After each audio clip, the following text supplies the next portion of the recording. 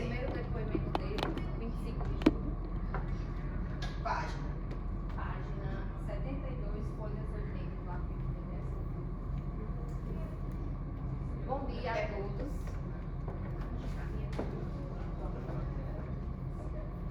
É o disso, né? Por aí. Quando ele me disser, eu coloco.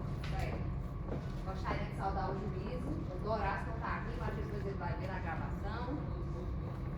A doutora promotora de justiça, a doutora Luciara, porque eu tenho enorme prazer hoje de dividir. Eita, duas mulheres na tribuna, olha a representatividade aí da todas. Estou muito Das feliz, mulheres. muito honrada, ela é uma referência para mim. Saudar também o meu colega, aguerrido advogado, doutor Lucas Vitor, que sempre está por aqui nas trincheiras da advocacia. E eu, pela primeira vez, numa posição que não é comum aos advogados, mas me sinto honrada, estou feliz por esse momento e gostaria de saudar Vossas Excelências, são os protagonistas do dia de hoje, pessoas do povo, de conduta ilibada, que estão aqui hoje para nos ajudar nessa dinâmica, a solucionar um caso que aquela família, a quem eu também saúdo, aguarda um desfecho, aguarda concluir essa fase da vida deles hoje, depois desse tribunal. Dona Maria do Carmo, esse momento aqui não é sobre mim, não é sobre nenhum de nós, é sobre a senhora, sobre a sua família, e nós estamos aqui hoje em busca de justiça, não viemos buscar vingança. Daqui hoje ninguém sai ganhando nada. Infelizmente, ninguém ganha, ninguém perde. O que buscamos é a justiça da terra, porque a de Deus, a senhora sabe, dentro do seu coração, que ela vai ser feita. Certo? Inicialmente, senhores jurados, eu gostaria de mostrar um trecho da fala de quando Everton foi ouvido na polícia, lá em 25 de julho de 2016. Ele falou 9 meses após o fato. E ele diz, eu vou resumir porque ele falou muito, mas eu tirei algumas frases que foram importantes no depoimento dele. Quando perguntado pela autoridade policial se por que ele tinha feito, por que ele tinha cometido esse assassinato, ele simplesmente disse que na época ele estava inclusive preso no Serrotão, acusado da morte de Golão, que foi falado aqui. Posteriormente ele foi absolvido, mas no dia 25 de julho ele estava preso no Serrotão por conta disso. E aí ele disse à autoridade policial que no dia do crime, exatamente no dia do crime, ele estava na comarca de Sumé, na cidade de Sumé, na casa da sogra dele. Disse também, eu acho que é exatamente o trecho, aqui, em relação ao homicídio de Vaz do Cavalcante, conhece Vaguinho e informa que conhecia a vítima, que tomou conhecimento do fato através de conhecidos, e que no dia do fato,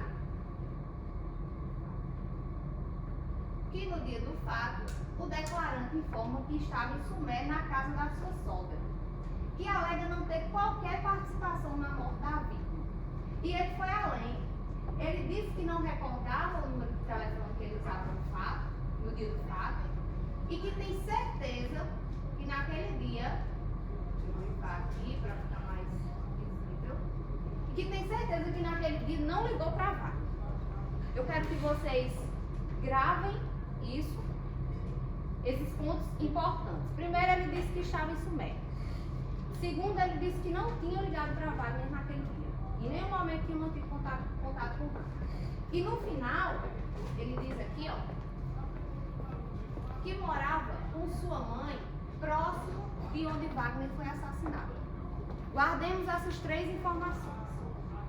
Disse que estava em Sumé, disse que não tinha ligado para Wagner naquele dia e disse que morava próximo ao local onde Wagner foi morto com a sua mãe.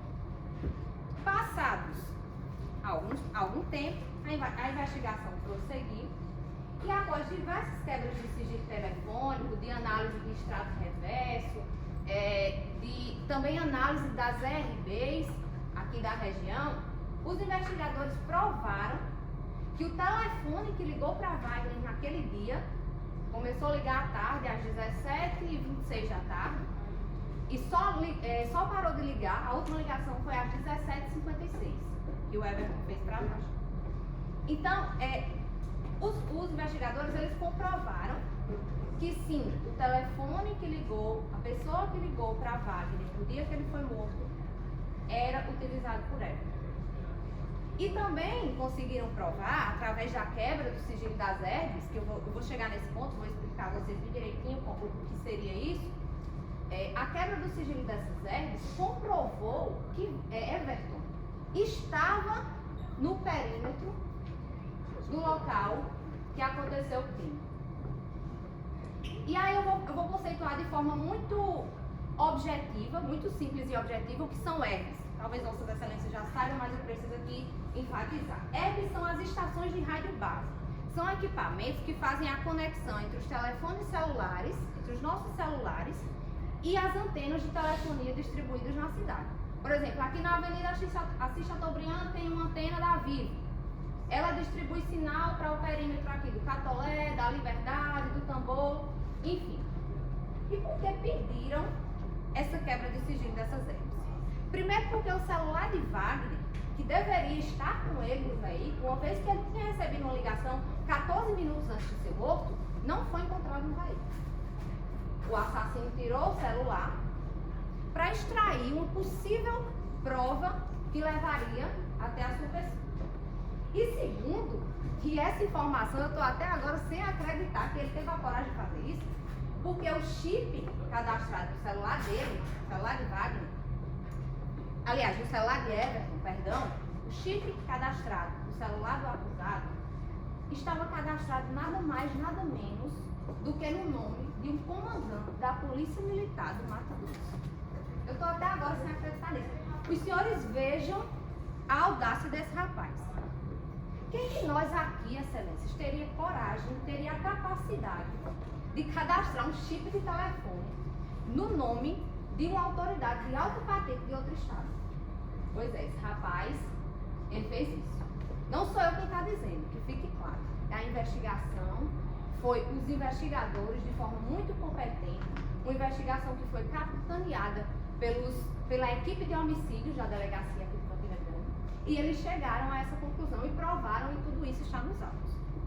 E aí, o pedido da quebra dessas herbes, quando eles pedem ao juiz quebra, possui um alvo determinado. Quem seja o detentor do aparelho X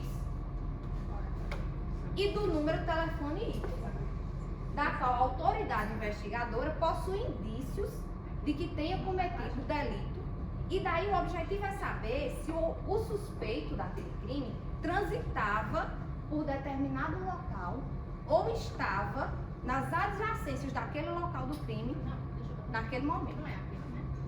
Neste local, neste caso especificamente, a investigação provou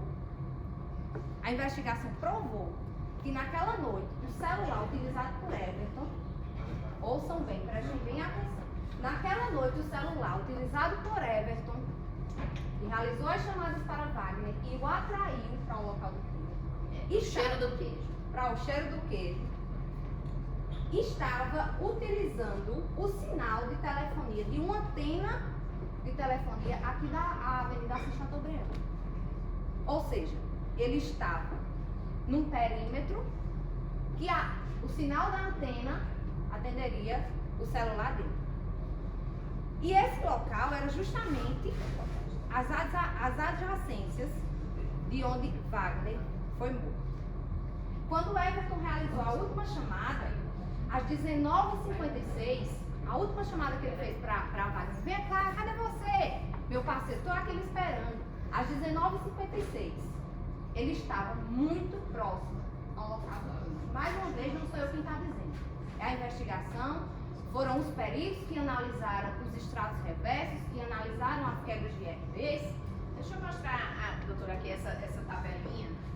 Sim, essa tá pequena. Deixa eu ver qual é a... Eu jeito que mostra para vocês é que é um fato estranho. Ele ligava insistentemente, alvoroçado, venha, venha, venha. Aqui só um momento, Lucas. Aqui é que, de acordo com as investigações, eles chegaram, né, que esse número é o 7980, né? Estava registrado em nome de Sérgio Ricardo Borges de Holanda. Cuiabá, Mato Grosso, que ele era o da alta patente, que a senhora falou, né? Comandante. Exatamente. Para se inscrever, ele não tinha um chip cadastrado no nome dele. Ele nunca teve. E ele sempre trocava de chip. Ele sempre tirava um chip, colocava outro, se desfazia de um aparelho, utilizava outro.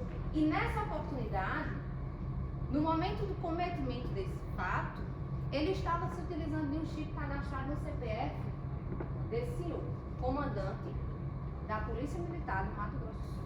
Aliás, de Mato Grosso. E aí foi pedido também uma quebra de extrato reverso.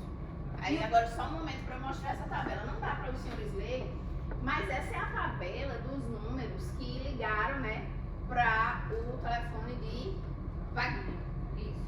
E onde se localizou o 7980, que estava no nome dessa outra pessoa, né? Mas o 7980 teria ligado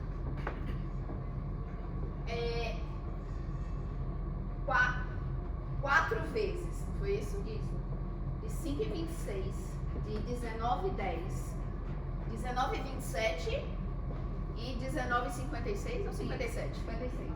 56, né? O 7980. Aí quando eles foram pesquisar quem é o dono do 7980, era esse homem do Mato Grosso. Isso. Mas, falou já das apps? Falei das apps. Que é descobrir de onde essa ligação de 5h26, 7h10, 7h27, 7h56, 7h56, do número 7980, que era de uma pessoa, pelo menos assim, o cadastro estava de uma pessoa do Mato Grosso, né? De onde essa ligação partiu? Partiu de uma área em Campina Grande que era abarcada pela antena da Avenida Assis Chateaubriand, né? Que é uma área que abrange o Tambor. Pode continuar. Obrigada. E aí, como eles chegaram ao telefone de Everton? Porque o chip não era dele. Então disseram assim, vamos analisar o e-mail. Que o e-mail é um código que cada telefone celular, cada aparelho tem seu. O extrato reverso, é aquela planilhinha que a doutora mostrou, contém informações sobre as chamadas efetuadas e as chamadas recebidas pelo número de Everton. E aí, da análise desses extratos reversos, quando puxaram lá e viram, vamos ver para quem ele ligou e de quem ele recebeu ligações. Foi aí onde se chegou na testemunha Edjane, que prestou esclarecimentos aqui hoje. E na testemunha Gilmar, que não foi ouvida aqui hoje, mas foi ouvida na audiência de instrução. E a mãe dele também. Ele também conversava. Posso me intrometer nessa parte? Aqui a gente tem uma tabela do 7980, que nós vimos que o 7980 ligou para a vítima. Aqui, ó, no 17h26. E aí eu tenho que abaixar mais aqui, peraí.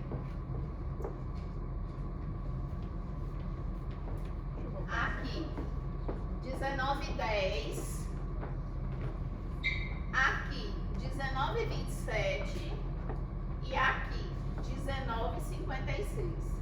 Aí, o que chamou a atenção dos investigadores era essa ligação. Tinha muitas ligações para o telefone 8895. Que é o número 8895 é o telefone de Dona Maria Edjânia, a mãe de Everton. Então, o 7980 ligou para a vítima 4 vezes e nesse dia também ligou para Dona Edjânia. Aí podia ser uma coincidência, né? Assim, ligou assim para a mãe de Everton, não tem nada a ver, foi danado ligar para a mãe de Everton.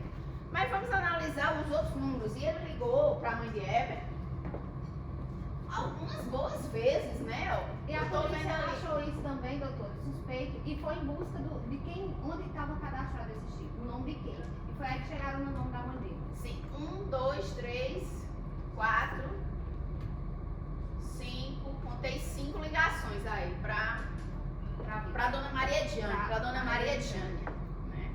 Pode continuar. Isso, aí chegaram as testemunhas Gilmar e Edjane, que foram ouvidas, e confirmaram, essas testemunhas confirmaram em juízo, que Edjane confirmou que emprestava o telefone dela para Everton fazer ligações. E Gilmar declarou que emprestava o telefone dele para a mãe de Everton fazer ligações para Everton. Aqui a gente tem a tabela dos interlocutores do 7980. Isso. Pessoas que ora ligavam para o 7980 ou o 7980 ligava para eles, né? E aí foram surgindo, olha, Maria Jânia, a mãe de Everton. Aí tem outras pessoas, olha o Gilmar Paz Rocha, era amigo do Everton, bebia muito com Dona Maria Jânia. Dona Maria Jânia bebia muito. O Gilmar. Ó, Dona Edjane Alves de Lima, que era essa prima, né, dele. A doutora vai falar do Hillary ou do... Sim. Que, Do Hillary e que outras pessoas... Isso. Porque outro fato curioso nessas análises foi que verificou-se que havia chamadas realizadas e recebidas por Everton de dentro de 2 presídios, aliás, de um presídio de João Pessoa. As 2 pessoas que mantinham contato com Everton através daquele telefone que já restava provado que era dele, tratava-se de Hillary e Ederson. Só uma pausa para uma curiosidade. Perdão. É o 3º plenário que eu venho esse mês aqui que tem ligação de presídio, né? Porque assim vamos estabelecer o óbvio. Estar preso num presídio não significa que a pessoa não se comunica e tem rede social. Desde 2014, lá em Conceição, aliás, de antes, lá em São Paulo, foi o processo Catola do Roxo. Aí chegou aqui também. Né? Aqui e acolá a gente chega. Era num país sério, isso aí era para chocar, essa informação. Mas eu já ouvi dizer que andaram falando que o Brasil não é um país sério. Mas só de ouvir dizer. Brasil só que a gente ainda tem que... A gente vai melhorar. Tocando no ponto de ouvir dizer, é importante frisar para Vossas Excelências que as testemunhas ouvidas aqui hoje não são meras testemunhas de ouvir dizer, não. Pelo que vocês ouviram delas e pelo que a gente está mostrando da prova processual, tudo corrobora, tudo se encaixa. Ele utilizava um terminal telefônico que era cadastrado no nome do comandante da Polícia Militar do Mato Grosso, mas o aparelho onde aquele chip estava sendo utilizado foi provado que é dele. Aqui, ó, a tabelinha de alfa é o 7980. Ligou para a mãe, É o contato. é o 8895, né? De Edjane, né? De Maria Edjane. Sim. Alfa ligou para a vítima, ó, os 1726. Alfa ligou para a mãe, aí depois ligou mãe, ligou para a Alfa, né? O 8895 ligou para o 7980. Aí o 7980 ligou de novo para a mãe. E aí teve aquelas duas, 1910 e 1927 para a vítima, depois para a mãe e depois a última, né? A última foi 1956. A última de interesse para a vítima, né? Teve a Alfa, que é o 7980, ligou para a vítima. E durante a verificação do terminal mãe, constata-se sua utilização na herve da Avenida Assis Chateaubriand, antena que abrange a Rua do Tambor, 83, Tambor, Campina Grande, o endereço de Maria Edjane Rodrigues de Esse Souza. mapa, doutora, esse mapa é interessante. Pode ir. Porque Usar. tá preto e branco, mas na imagem colorida a gente consegue ver onde os investigadores anotam exatamente o nome da rua da mãe de Everton, onde ele morava com a mãe. E também aponta onde a vítima foi morta. Era numa região muito próxima. Não chegava nem a 1 quilômetro, talvez. E aí, aqui na minha fala, eu só queria deixar claro para Vossas Excelências que a investigação provou que o contato telefônico, por mais que ele quisesse se esquivar dessa notícia, provou dessa novidade, que era ele que utilizava o telefone do terminal 7980 naquele dia. E que sim, por mais que ele tenha dito no primeiro interrogatório que não ligou para Wagner naquele dia, ele ligou. E ele ligou por diversas vezes. E aí, com essa informação, lá em 2019, foi dada a oportunidade a ele de ser ouvido novamente. De confessar, de dizer a verdade, de dizer por que matou, se tinha inveja de de Wagner, se tinha, sei lá, raiva de alguém da família e queria descontar aquela raiva, aquele ódio em Wagner. Ele teve essa oportunidade. Mas sabe o que ele disse na segunda vez que ele foi ouvido? Porque ele tomou conhecimento que a polícia tinha chegado até o nome dele. Ele só foi ouvido depois em 2019. E aí ele disse que conhecia a vítima e que se recorda, sim, que ligou para Wagner naquele dia. Ligou para Wagner no dia do crime, chamando ele para ir até a casa dele, chamando Wagner para ir até a casa dele, pois iriam para a casa de umas amigas. Às 19h56 foi a última chamada que ele fez para Wagner. E aí simplesmente ele diz, mas ele não apareceu, seu delegado. A última chamada foi às 19h56 e às 20h10, 14 minutos depois, Wagner foi encontrado morto dentro do seu veículo. Esse é o segundo. Isso. Ele nega qualquer participação no crime, mas diz que conhecia a vítima e se recorda que ligou para ela no dia do crime, chamando-a para ir até a casa do interrogado, pois iriam para a casa de umas amigas. E vocês lembram da informação que ele deu no primeiro depoimento, dizendo que morava com a mãe próximo ao local onde Wagner foi morto? Pois bem, no segundo interrogatório, aqui embaixo, ele diz que não sabe informar quem foi o autor do crime e que não sabe dizer se Wagner conhecia alguém naquela região, que só fazia ajudar Wagner. Cadê a parte que ele fala? Que o local onde Wagner, aí onde está o sul, que o local onde Wagner foi assassinado não é perto de sua casa. Vejam a audácia desse senhor de mentir. Primeiro ele disse que estava em Sumé na casa da sogra. Depois ele disse que estava aqui, que realmente tinha falado com Wagner. Afinal, onde ele estava, senhor? Mas só uma vez. Mas só uma vez. Afinal, onde ele estava? Será que ele estava na Europa, conversando com eles? Porque eu acho que ele chega aqui, ou chega diante de um delegado, para mentir descaradamente, achando que vai passar batido, numa investigação policial que foi feita de forma muito bem feita, capitaneada, digo novamente, pela equipe, que efetua um excelente trabalho da Delegacia de Homicídio aqui dessa cidade. Ele achou que ia passar despercebido. Mas ele sabia que tinham chegado até ele. Ele melhorou um pouquinho a situação, dizendo que realmente tinha falado com Wagner, que tinha combinado de sair com Wagner, mas Wagner não apareceu. E porque Wagner deu 8h10, Wagner estava morto. E a última chamada dele foi às 19h56. E se ele vinha ligando tantas vezes, como a doutora mostrou aqui, depois das 19h56 ele não ligou de novo. Pelo menos para saber, porque Wagner saiu da casa de Cássia dizendo que estava indo para lá. Era 7h30. 19h56, falou com ele. Disse, estou chegando, parceiro. Estou chegando, pode me aguardar aí que eu estou chegando. 19h50, 20h10, Wagner foi assassinado. E ele depois não ligou para procurar saber porque Wagner não tinha aparecido. Simplesmente disse que Wagner não apareceu. Aí só para trazer aos jurados a cena do crime, né? Ele foi morto dentro do carro Celta, com vários disparos de arma de fogo concentrados na cabeça e no pescoço, que inclusive atingiram o vidro dianteiro, o para-brisa dianteiro.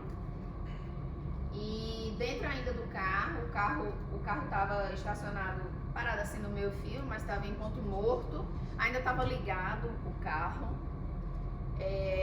Então as conclusões dos peritos é que ele chegou, parou ali, mas de forma muito rápida foi executado. E aí o corpo dele pendeu para a direita e populares escutaram o barulho dos estampidos e o barulho do carro e foram lá e desligaram o carro. E assim ele foi executado. Daí o homicídio que é trazido hoje aos senhores é de homicídio qualificado pelo recurso, pela surpresa, né? A surpresa, porque foi uma emboscada.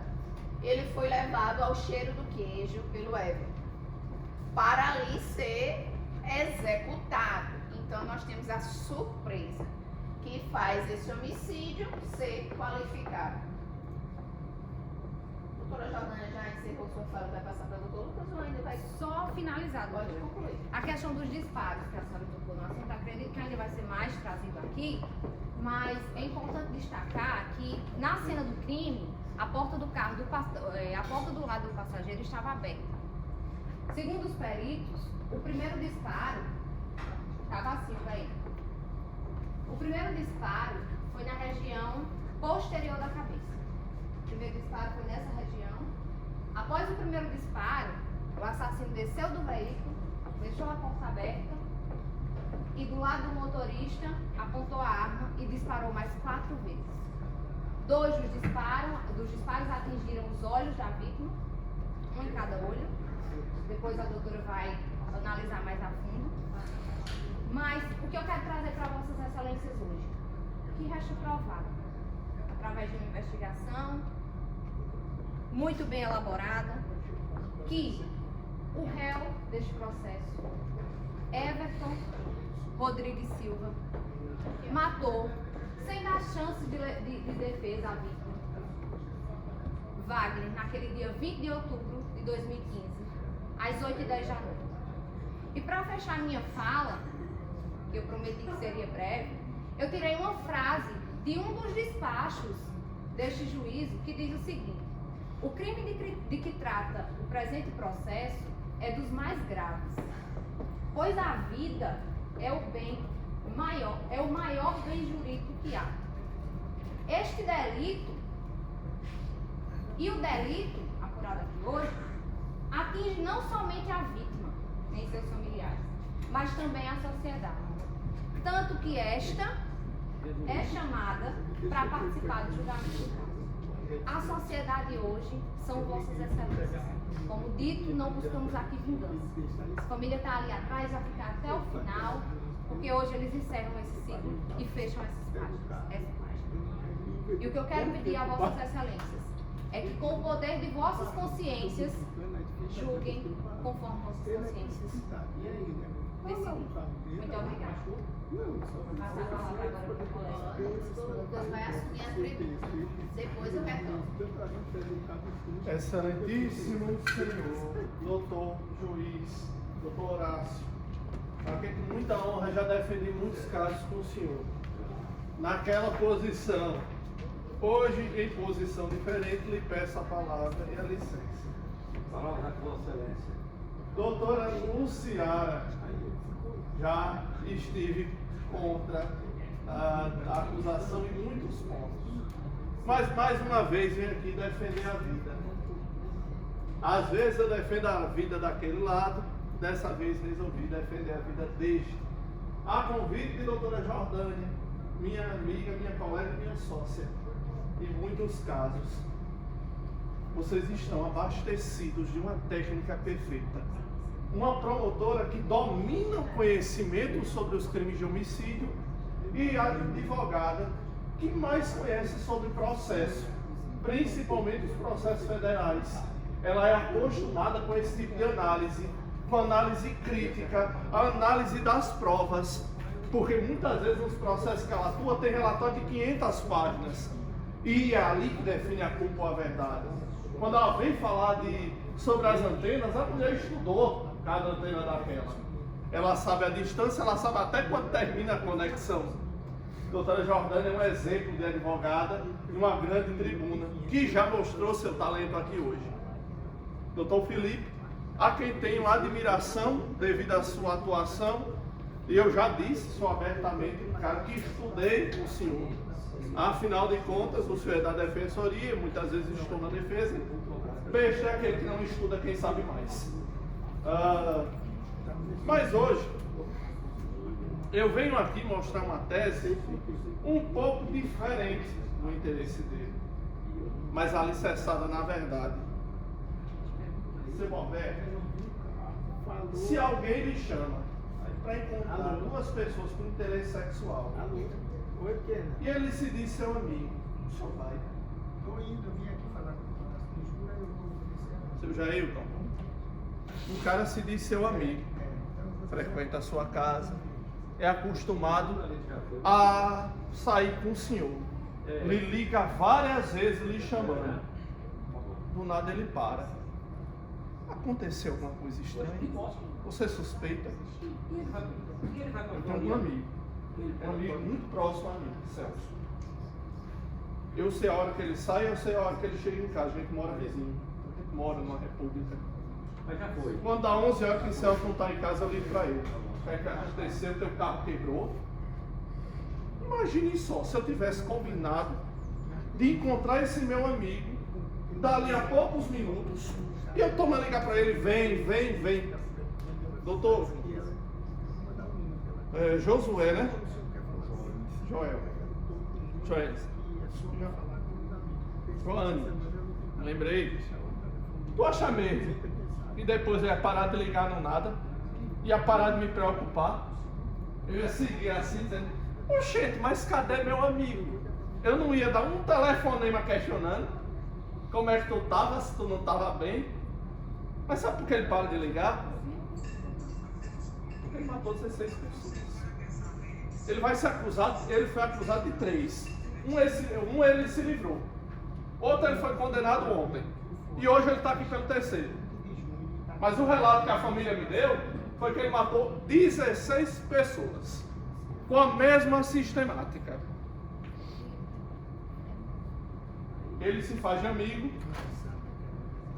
se aproxima da pessoa, seu Josinaldo, e aí ele atrai. Ele matou dentro de casa. Imagine só, morrer na casa que foi criada, na frente da sua mãe.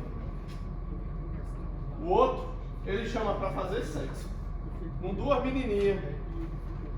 Doutor Dimitri Cândido, né? Chama, leva para um local escuro, próximo da casa da mãe, mas longe o suficiente para não ter gente, e ó, executa. O doutor José Antônio teve mais uma crueldade. O tiro na cabeça matava, mas os tiros nos olhos era uma questão de época. A gente acredita que no Brasil, ou pelo menos nada se fala, sobre crimes bárbaros e perversos. Graças a Deus não é todo dia que alguém entra numa escola com metralhadora, não. E continuemos assim, com fé em Deus. Mas há serial killers também no Brasil. E na doutrina americana, para ser assassino em série, não precisa sair com uma metralhadora e matando 3 no mesmo dia, não. Precisa desenvolver método, demonstrar gosto e matar mais de uma pessoa. Ele desenvolveu o método. O método era se fazer de amigo, ganhar a tua confiança e te levar para a execução. Ele desenvolveu o gosto. Para você matar uma pessoa precisa de tiro, mas esses 2 tiros no olho demonstram prazer, perversidade na hora de matar. Ele criou um sistema. Ele pegava o número de outras pessoas e ligava para tudo.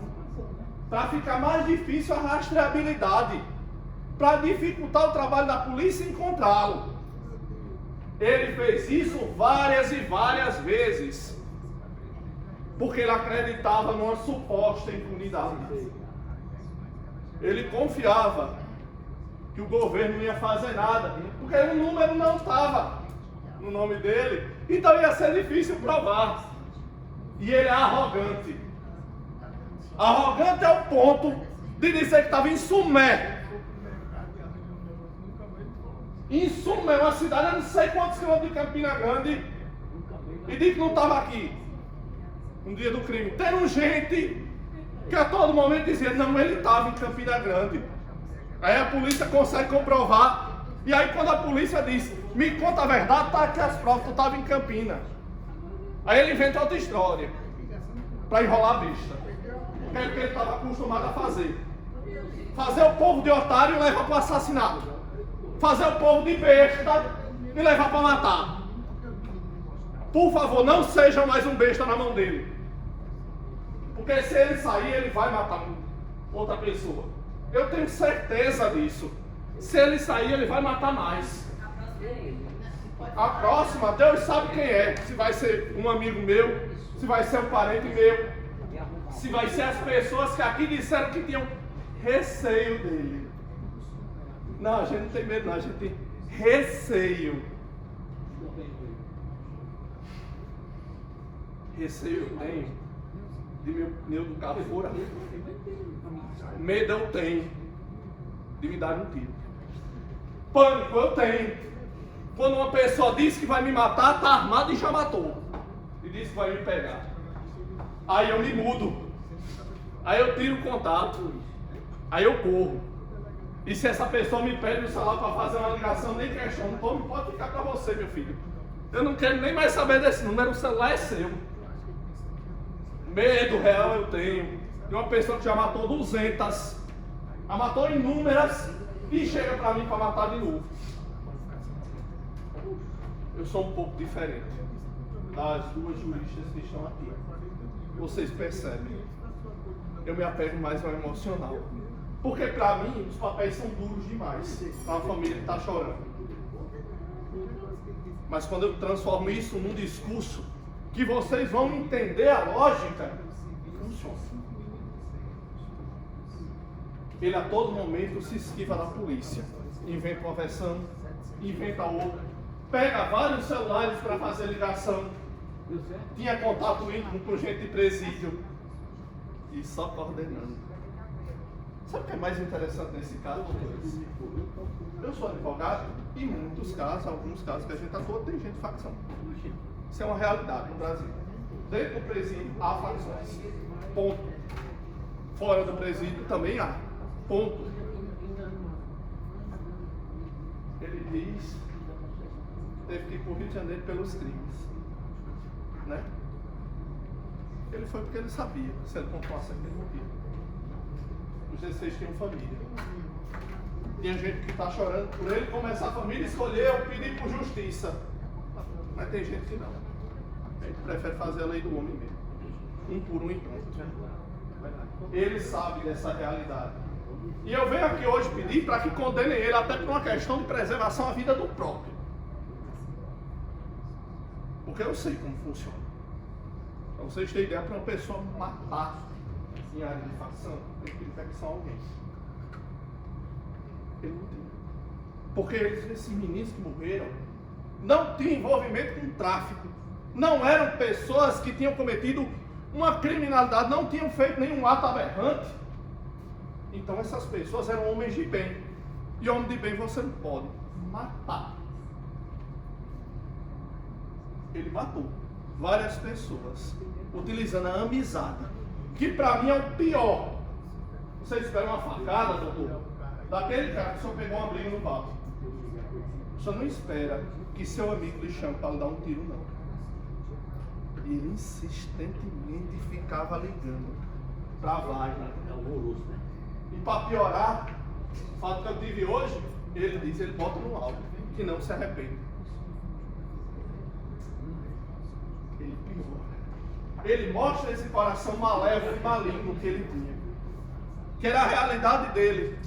Que é a única coisa que ele conhece. É atrair, matar, ter prazer com a morte, deixar um cadáver na rua. Uma família lutada e medo. Medo na população. Que é o que ele está acostumado a fazer. Hoje eu venho para vocês pedir para dar um basta. Infelizmente a pena que eu vou pedir ainda é pouco. Porque para mim um homem como esse não devia sair mais não. Ele devia ser reeducado. E eu acredito na reeducação. O problema é que como eu posso reeducar uma pessoa como essa? Qual é o tanto de tempo que leva para reeducar uma pessoa como essa? Eu sou a favor de um critério subjetivo na pena. Se a pessoa mostra arrependimento e mostra reeducação, que ela seja solta mais rápido. Mas pessoas como essa, que não demonstram arrependimento, que não se sentem culpados, como é que eu posso botar ele na rua dizendo que ele foi readmitido à sociedade? A pena vai ser pouca. Infelizmente. Vocês vão dar, o homicídio foi qualificado. E aí eu digo, nesse caso caberia o motivo fútil, caberia o motivo torpe, caberia o uso de arma de fogo, caberia 1001 qualificadores que eu traria aqui para aumentar essa pena. Mas A acusação é homicídio qualificado por emboscada. Vocês têm alguma dúvida que houve emboscada? Vocês têm alguma dúvida que Wagner morreu? Porque se vocês tiverem, eu quero que ele entre aqui agora. Para mim, ele abandonou o plenário na hora. E para mim vai ser uma graça divina alcançar. Doutor Lucas, o primeiro júri dessa sessão que eu fiz, dia 4, foi uma emboscada, foi o cheiro do queijo. Estou concluindo hoje um outro cheiro do queijo. Para vocês verem. E esperamos a condenação do mesmo jeito. Para vocês verem como a reprobabilidade é grande. Tem gente fazendo isso sistematicamente. Atraindo os amigos, matando e levantando. Tendo que a doutora Luciara gastar tempo, o defensor gastar tempo e o juiz. A gente não quer. Se a gente pudesse ia ter um júri por mês. E olha. Se pudesse nenhum, porque ia ter acabado os homicídios em Campina Grande. E eu seria feliz. Por mim, a advocacia previdenciária dá muito mais dinheiro do que a criminal. A criminal dá muito trabalho. E eu já vou encerrando minha fala para entregar de novo para a doutora fazer a aquisitação, mas eu tenho uma mania, terminar meus júris com poesia. E esse quase não sai, porque eu não tinha escrito. Até ontem de madrugada, quando eu mandei mensagem para a doutora.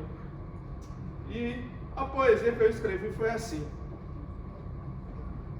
Eu me coloquei numa posição de ser humano, olhando para esse crime e dizendo, o que é que tem mata essa pessoa? E aí eu respondi assim: assassino rato, destruidor da vida, que vive contido no mundo a matar, indigno da gente, que consciente, mata por prazer e vive para matar. Assassino decretado por todos os seus vícios, por todos os amigos e inimigos, por todos afinal. Eu peço sua condenação, pois esse júri deseja, pois seu nome enseja o anúncio do mal. Assassino que à luz da lua se faz de amigo, para os bestas matar, que sai pela noite e deixa um cadáver na rua, que há muito a lei, não sabe o que é respeitar. Assassino frio, de mentiras e artifícios. E eu quero ver você condenado hoje no júri, por quê? Por todos os seus erros, assassinatos e vícios. Para ver justiça, a condenação é o que se impõe a você. Eu passo a palavra à doutora Luciara, que vai encerrar com a aquisitação e vai trazer suas ponderações. Muito obrigada, doutor Lucas, doutora Jordânia. Agradeço a ajuda hoje em plenário. O Ministério Público vem aqui reiterar, dizer que pelos depoimentos trazidos aos autos em plenário, pelo que nós apuramos, do histórico e personalidade de Everton, de todas as circunstâncias arrodeando mais um dos crimes dele, ou das coisas que ele aprontava, conseguiu-se provar que foi ele que fez a ligação para levar o amigo ao cheiro do queijo, até porque, em geral, esse tipo de conduta é feito por uma pessoa que é do conhecimento e do qual a vítima não vai suspeitar, né? E era o caso, né, de Vaguinho, a despeito dos muitos conselhos que a irmã dava, né? Mas ele, muito novo, não escutava esses conselhos. Então ficou provado que foi o Everton que fez aquelas ligações que levou ele ao cheiro do queijo e que matou Vaguinho. E que já, olha, 2 dias depois do crime já sabia que era o Everton, né? Não tem mistério aqui, não tem outra pessoa, não, né? Foi o Everton. Um crime homicídio qualificado pelo uso da surpresa. Então o Ministério Público requer a condenação mais uma vez do Everton por ser medida de justiça, medida de direito, para que possamos restabelecer hoje em plenário um pouco do que se quebrou, né? Estabelecer essa justiça na medida do que ela seja capaz de fazer, porque os familiares ali enlutados, eles vão seguir sempre com essa saudade de uma camisa do irmão, do filho que partiu, né? Mas que o Estado, que o Poder Judiciário, do qual vocês fazem parte, deu uma resposta, né? Alguém foi morto cruelmente, covardemente, por surpresa, por emboscada de uma pessoa que ele não esperava. E isso é um crime nesse país, né? Durante muitos anos, o Everton ele foi ali cometendo crimes, né? Passeando pelo Código Penal e não dava muita coisa. Mas a partir de agora está dando para que a justiça seja feita. Então, o Ministério Público, com a assistência, advogados contratados com familiares da vítima, porque é um direito da vítima. E no caso dos familiares, quando a vítima não está mais aqui, é um direito deles contratarem um auxílio jurídico para vir aqui falar por eles. Lembrar, olha, Wagner existiu um dia na vida. Ele não está aqui sentado no banco. Vocês estão vendo? É o réu. Mas a família da vítima tem esse direito. Então, eu agradeço realmente a participação da assistência à acusação, dos patronos da assistência, né? E mais uma vez, pedimos aqui nós três, pedem também a família de Wagner, também estão aqui para pedir também, assim como o Everton está aqui para pedir por ele, né? A condenação do Everton com reconhecimento da qualificadora. Eu agradeço a paciência de todos. Hoje é o meu último plenário desse mês. Amanhã não serei eu. Mas eu vou estar aqui amanhã com vocês, que eu venho dar uma espiadinha, né? Agradeço a todos. Muito obrigada, doutor Horácio. Está devolvida a palavra. Terminado o tempo concedido ao Ministério Público e à sua assistência, antes de conceder a palavra à defesa.